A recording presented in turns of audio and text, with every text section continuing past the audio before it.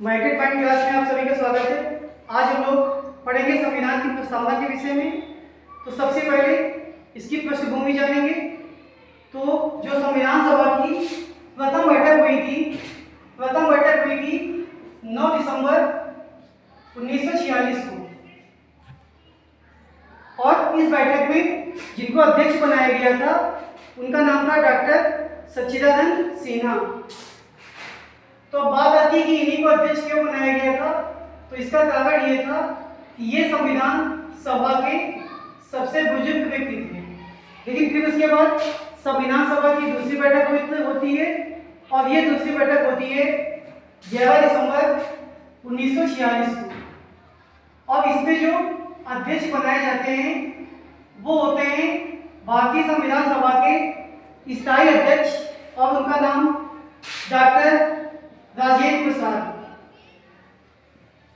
तो संविधान सभा की दो बैठक हो गई, एक हुई 9 दिसंबर 1946 और दूसरी 11 दिसंबर 1946। अस्थायी अध्यक्ष डॉक्टर सच्चिदानंद सिन्हा और स्थायी अध्यक्ष डॉक्टर राजेंद्र प्रसाद। फिर 13 दिसंबर 1946 को जवाहरलाल नेहरू के द्वारा एक उद्देश्य प्रस्ताव प्रस्तुत किया जाता है।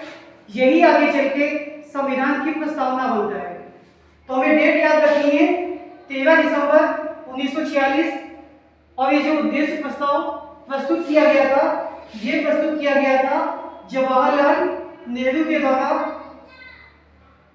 फिर इसके बाद 22 जनवरी 1947 को यही जो उद्देश्य प्रस्ताव होता है ये प्रस्तावना बनता है।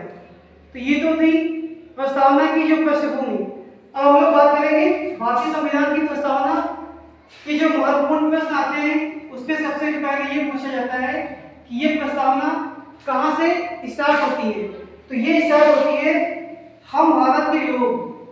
इस बात को आप लोग याद रखेंगे कि भारतीय संविधान की जो प्रस्तावना स्टार्ट होती है वो स्टार्ट होती है हम भारत के लोग से।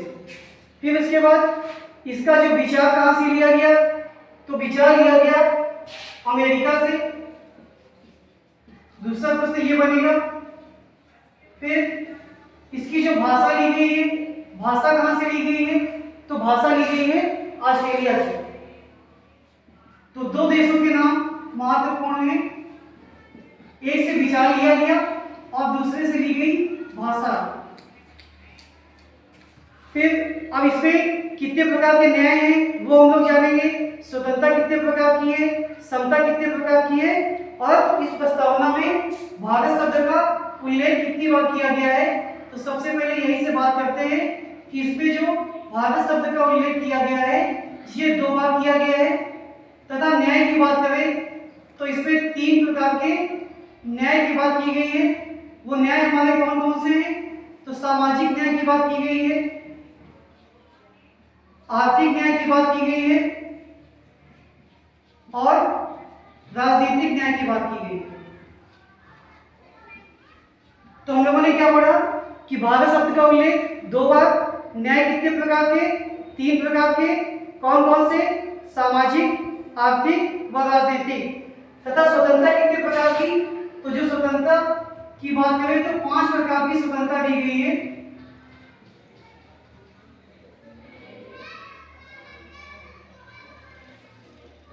पांच प्रकार की स्वतंत्रता कौन कौन सी है, तो नंबर 1 विचार की स्वतंत्रता,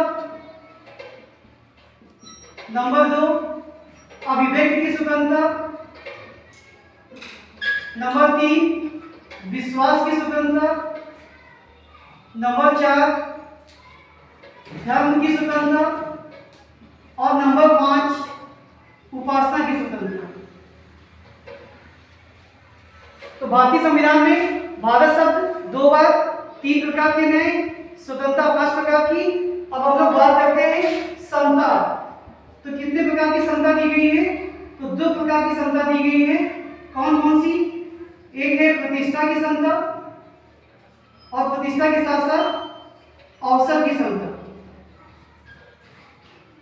तो फिर से रिपीट कर रहे हैं, भारत शब्द का उल्लेख 2, न्याय 3 स्वतंत्रता, 5 समता, 2। अब बात करते हैं कि जो भारतीय संविधान की प्रस्तावना में संशोधन कितनी बार हुआ। तो भारतीय प्रस्तावना में जो संशोधन किया गया है, अब तक सिर्फ एक बार संशोधन किया गया है, और यह संशोधन किया गया था 1976 में किया गया था। उसके साथ साथ ये जो संविधान संशोधन था, ये 42वां संविधान संशोधन था।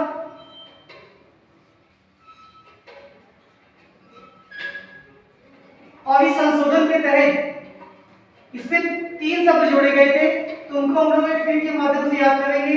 क्या ट्रिक के पास याद कर लेंगे, तो पास से हम लोग क्या समझेंगे, पी से पंथ निरपेक्ष हो गया, ए से अखंडता हो गया,